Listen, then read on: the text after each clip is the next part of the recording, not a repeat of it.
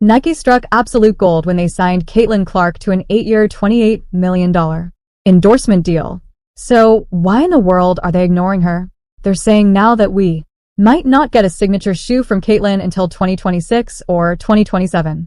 After being criticized for failing to promote Caitlin Clark, the CEO of Nike has finally spoken.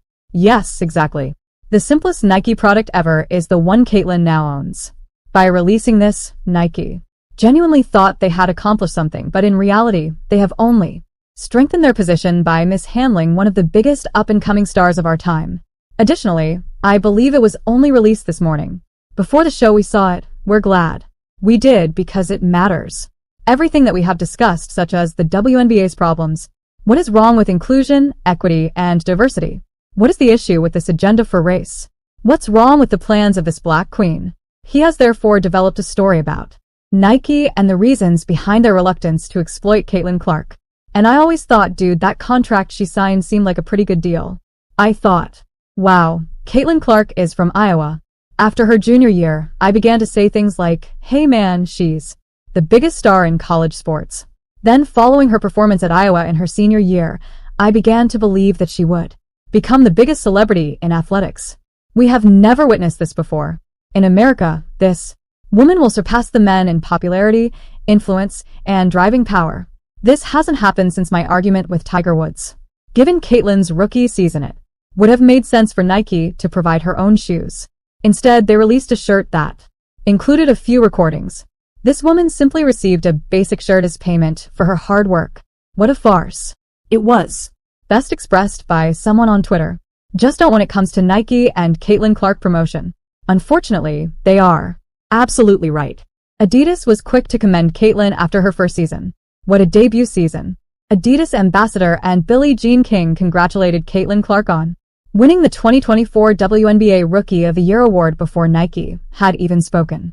Furthermore, do you recall the day of LeBron James' NBA debut? Yes, he wore iconic LeBrons to start his very first NBA game. And you're telling me that after promoting Clark for a year, they couldn't make her a trademark shoe at the start of the year.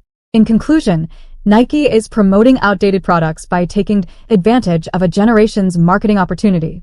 Why is it taking this particular form? Here is the money based on discussions with knowledgeable persons. It does have something to do with A'ja Wilson, the Nike athlete and WNBA MVP. Even worse, they paid her no attention at all for the entire year. For what purpose? Why give an athlete $4 million a year and then leave her hanging? Here's the problem though. Insiders claim that it is related to A'ja Wilson, a Nike athlete and WNBA. It is feared that if Nike gives Caitlin Clark priority, A'ja will be offended. After her MVP achievement, A'ja has clearly been all over the advertising boards. She was without a doubt the best player in the league, but Caitlin will sell more of her. Caitlin is more important to people than A'ja. Caitlin's first season raised WNBA viewing to previously unheard of heights, landing her a deep discount and informing her, well, we will hold off on promoting you until we have finished promoting A'ja Wilson. Additionally, she is caught up in all of these racial debates that she has no interest in or want to participate in. Then they're making fun of her fans. All of these Indiana Fever players are also entangled in this. No one cared about the WNBA, therefore they're all having talks they didn't have before. As a result, these guys are under very little pressure to play their game in obscurity. Nobody gave a damn. They're in this bubble now. Every arena they visit is completely packed. This conversation is going on. It's all quite draining. Nike has always been at the vanguard of sports culture, inviting the best athletes in the world and pushing the envelope. From groundbreaking partnerships with icons like Michael Jordan to partnerships with up-and-coming talent, Nike has consistently positioned itself as a company that supports athletes that go above and beyond the game. But it seems like the sports giant is taking its time when it comes to Caitlin Clark, one of the most gifted and important players in women's basketball right now. Her season in the WNBA has come and gone. Nike hasn't taken any action to market her since. No advertisements have been shown to us. We haven't noticed any advertisements. There isn't any Caitlin Clark goods that we have seen. Additionally, we have definitely not seen any of Caitlin Clark's distinctive shoes. It's incredible. Her impact was evident. She also formally earned the coveted First of the Year title at the end of her debut season. which marked a turning point in the growing significance of women's basketball as well as her own achievement. She was and should have been the undisputed Rookie of the Year, and believe that second half really set the tone for me. Furthermore, there were multiple triple-doubles. Because of this, we would really like the WNBA to make voting non-anonymous because we should be able to identify you in the NBA voting process if you were the one who cast that vote. While other firms would have jumped at the chance to capitalize on such a dynamic talent, Nike, the corporation that first signed her to an endorsement arrangement, remained suspiciously silent despite her obvious star power and marketability. When Caitlin won Rookie of the Year, Nike's response was slow and unsatisfactory. Fans had mixed feelings when they finally made the decision to publicly applaud her. Their initial offering specifically for Caitlin Clark was not very good, a single jersey bearing a few of the records she broke in her incredible first campaign. Nike's effort seemed insignificant even, though the top sold out in less than an hour, indicating how devoted and passionate her fan base is. One top is not enough for a player like Caitlin Clark, who is so significant and transformative. Caitlin lived up to the expectations of the fans. The WNBA's most valuable and significant player this season is Caitlin Clark, who ought to have won Rookie of the Year without a doubt. The most perplexing aspect of Caitlin's deal may be Nike's refusal to provide her own signature sneaker, even though it is a basic need. Athletes' signature footwear is a representation of their impact on culture at large, as well as on their sport. Given her incredible inaugural season and rapidly growing fan base, Caitlin seems to be the perfect candidate for this kind of acclaim. Nike has delayed it in spite of the clear demand.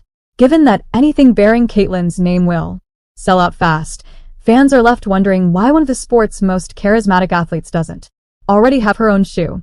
The fact that Adidas, Nike's primary rival, reacted more quickly to Caitlin's historic Rookie of the Year win is just fueling the fires. Adidas took advantage of the situation right away, praising her in public over a week before. Nike acknowledged her feat. Adidas' prompt recognition highlights Nike's sluggish and fragmented response, even though Caitlin hasn't signed an endorsement deal yet. As if they had forgotten, Nike announced their congrats at the last minute.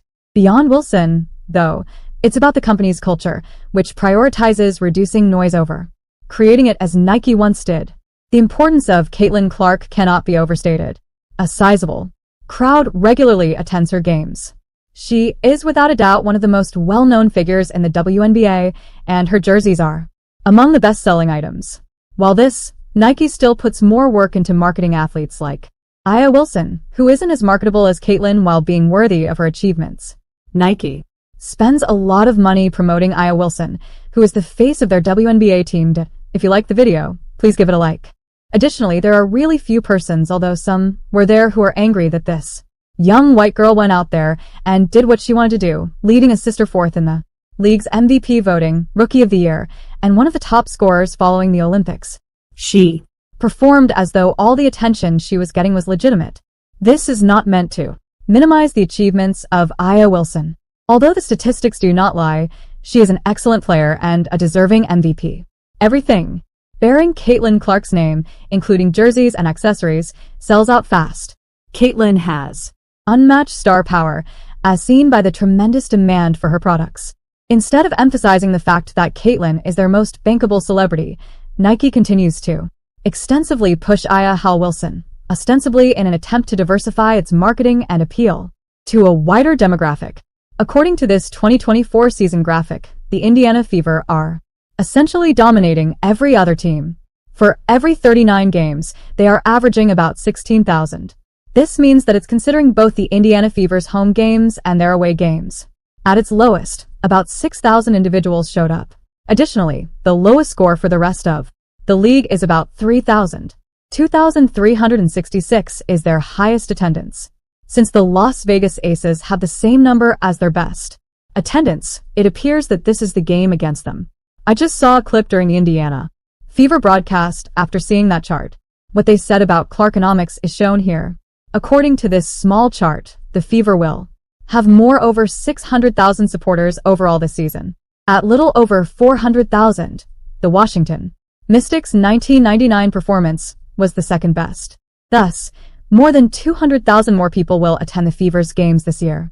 Caitlin Clark has been criticized for reasons that are hard to understand.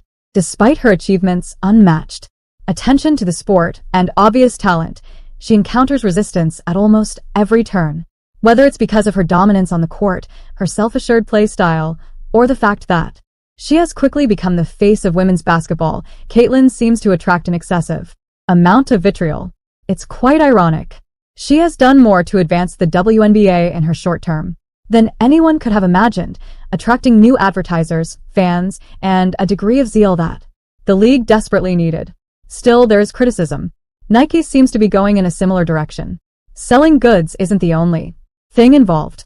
Given Caitlin Clark's fame, Nike has a great opportunity to make her the face of their women's basketball division, something they desperately need in a cutthroat industry. She is not just a fantastic athlete. Beyond the game, she is a cultural phenomenon who gives the WNBA a new life and enthusiasm. IT increased by 20% in 2023, although this was regular season viewership, not draft viewership. Now that it has expanded by 180%, it would take an additional 5 or 6 years to achieve the same level of success as Caitlin Clark. Because of Caitlin Clark, the WNBA has had exponential growth in terms of draft debuting, which has increased 400% to 40% ticket sales, which have increased 93% to 16%, and regular game viewership, which has increased 180% to 20%. She completed what would have taken 5 years in 5 weeks. In terms of draft viewership, she completed what would have taken 5 years in 5 days. Nevertheless, Nike seems more focused in appeasing other fan bases and maintaining squad balance than on Caitlin's enormous potential. It's just another example of attempting to please everyone. Because of this, they aren't making the most of a talent who could completely transform their WNBA lineup. There is a huge chance that Caitlin will boost Nike's visibility in women's sports.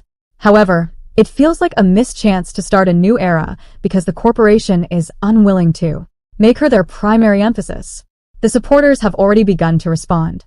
Other athletes in the men's and women's leagues have benefited from Nike's complete sponsorship, extensive marketing campaigns, and signature shoes. Why not Caitlin then? She has an established fanbase, is a player with undeniable star power, and is a proven marketing force. Why one of women's basketball's most successful, beloved, entertaining athletes is viewed as an afterthought is the question that keeps coming up. Both Nike and Caitlin Clark have lost out on a significant chance. She has one of the best-selling sports shirts. Michael Rubin's company, Fanatics, claims that Caitlin's Indiana Fever shirt is sold out in every size. She allegedly sold more Dallas Cowboys tees than anyone else. In a time when companies are always searching for the next big thing, Caitlin already has it, but they aren't making the most of it. Nike runs the risk of offending a sizable fan base that is keen to support Caitlin and the products bearing her name. These are clients who are excited, curious, and ready to contribute to her success. The more Nike delays, the more irate the fans get despite the demand. How can you miss such a fantastic chance? How are you unable to capitalize? It is completely nonsense. She possessed the most insane momentum we have ever witnessed in the history of any athlete. Additionally, despite being the largest athletic clothing brand in the world, Nike failed to take advantage of this. And during the season, we didn't hear a word from them. It really gets me thinking.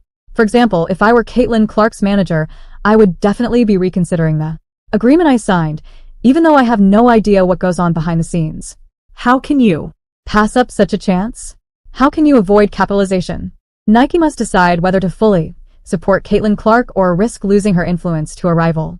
Given how well-liked Caitlin Clark is, and the likelihood that her shoes will sell out soon, let's hope they make the right choice and release them earlier than anticipated. Caitlin Clark is playing in her first NBA season in playoffs, and she is emulating Kobe Bryant. Not even a shoe is available for her, and that might not happen until 2026 or 27. During his first season, LeBron James got his own signature shoe. Thanks for watching and subscribe the channel.